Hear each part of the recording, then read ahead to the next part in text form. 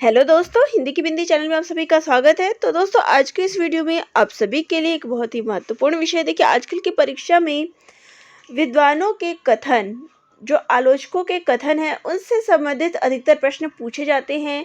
अगर प्रश्नों की बात करें तो 5-6 प्रश्न जो है इसी पर आधारित होते हैं।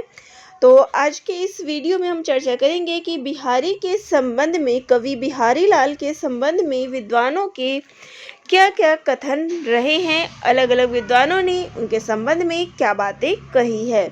तो सबसे पहले बात करते हैं आचार्य रामचंद्र शुक्ल जी की।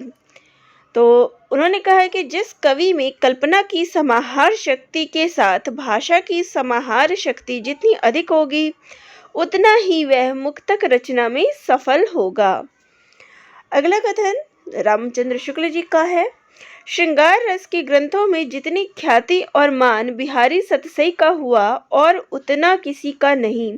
उनका एक एक दोहा हिंदी साहित्य में रत्न माना जाता है।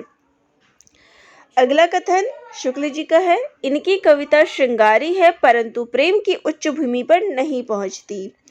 अगला कथन फिर से शुक्ल जी का, बिहारी सतसई बिहारी की इतनी बड़ी कीर्ति का आधार है। अगला है, यदि प्रबंध काव्य एक विस्तृत वनस्थली है तो मुक्तक एक चुना हुआ गुलदस्ता है।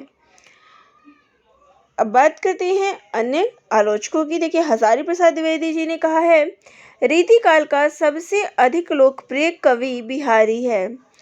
अगला जो कथन है वो है पद्म सिंह शर्मा का। इन्होंने कहा है, बिहारी सतसई को दोहे शक्कर की रोटी है। आचार्य हजारी प्रसाद द्विवेदी जी ने कहा है, बिहारी सतसई रसिकों के हृदय का घर है। बाबू श्याम सुंदर दास जी ने कहा है, बिहारी सतसई रामचरितमानस के बाद सबसे अधिक प्रचलित कृति है। अगला कथन है विश्वनाथ सिंह का। इन्होंने कहा है, बिहारी मुक्तक साहित्य के बेजोड़ कवि है। बलदेव उपाध्याय ने कहा है, बिहारी दोहों के बादशाह है। लाला भगवान दीन ने कहा है, बिहारी हिंदी के चौथे रत्न हैं। श्री राधाचरण गोस्वामी के द्वारा कहा गया है कि यदि सूर सूर तुलसी ससी उड्डगन केशव दास है तो बिहारी पीयूष वर्धि मेघ है। तो ये सभी कथन हैं जो विद्वानों के द्वारा बिहारी के संबंध में कहे गए हैं। तो इसी प्रकार से आपको और भी वीडियो, और भी लेखकों से संबंधित, और भी टॉपिक से संबंधित मिलेंगी। किसी टॉपिक में आपको जानना है तो कमेंट करके ज़रूर बताइएगा। धन्यवाद।